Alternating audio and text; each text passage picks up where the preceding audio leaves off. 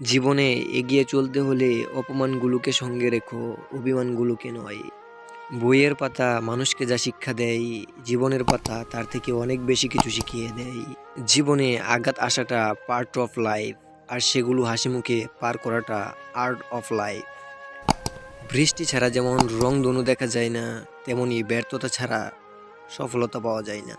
জীবনে সবচেয়ে বড় জয় হলো এমন কিছু করে দেখানো যা সবার কাছে কল্পনার অতীত হয়। এটা সত্যি কথা যে ঈশ্বর তাদেরকে সব কিছু দেন যারা তার উপর বিশ্বাস রাখেন, কিন্তু তোমাকে কিছু দেননি, কারণ ঈশ্বরের তোমার উপর বিশ্বাস আছে। যদি তুমি জীবনে সাফল্য পেতে চাও, তাহলে একটা নিয়ম সবসময় মনে রেখো: কখনো নিজেকে মিথ্যা কথা বলো না। সব কিছুতেই ধৈর্য লাগে, স্বল্প চেষ্টায় কিছু হয় না, সহজে পাওয়া জিনিস কিন্তু শেষ অবধি ভাগ্যের হয় না।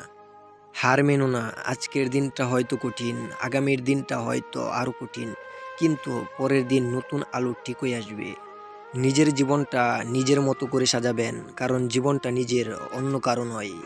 জীবন সৌন্দর্যে পূর্ণ। মৌমাছির দিকে তাকাও, শিশুদের হাসির মুখের দিকে তাকাও, বৃষ্টির ঘ্রাণ নাও, বাতাসের স্পর্শ নাও। জীবনকে পূর্ণভাবে উপভোগ করো, আর নিজের স্বপ্ন পূরণের জন্য প্রয়োজনে লড়াই করো। তুমি নিজে না চাইলে তোমাকে কেউ তোমার স্বপ্নের পথ থেকে সরাতে পারবে না। নতুন লক্ষ্য স্থির করা বা নতুন স্বপ্ন দেখার জন্য বয়স কোনো বাধা নয়। চেষ্টা কখনো ছাড়া উচিত নয়, কারণ চাবিগুচ্ছ শেষ চাবিটিও কিন্তু তালা খুলতে পারে।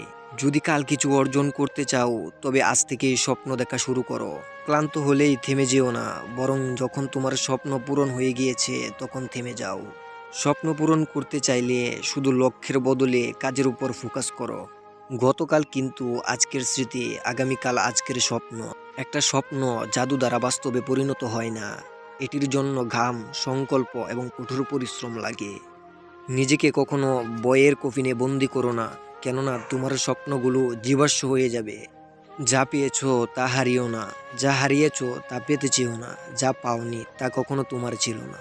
আজ তোমার সময়টা হয়তো খারাপ, কিন্তু সারাটা জীবন থাকবে না। আজ যাদের চিনে নিলে তাদের কখনো ভুলে যেও না। যদি কেউ কোনো দিন তোমায় ছোট করতে চায়, জেনে নিও তুমি তাদের চেয়ে অনেক উপরে আছো।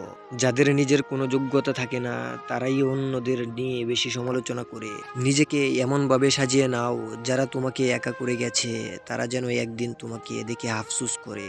নিয়তির কোনো বিকল্প নেই, তুমি যা দিয়েছো তাই ফিরে পাবে।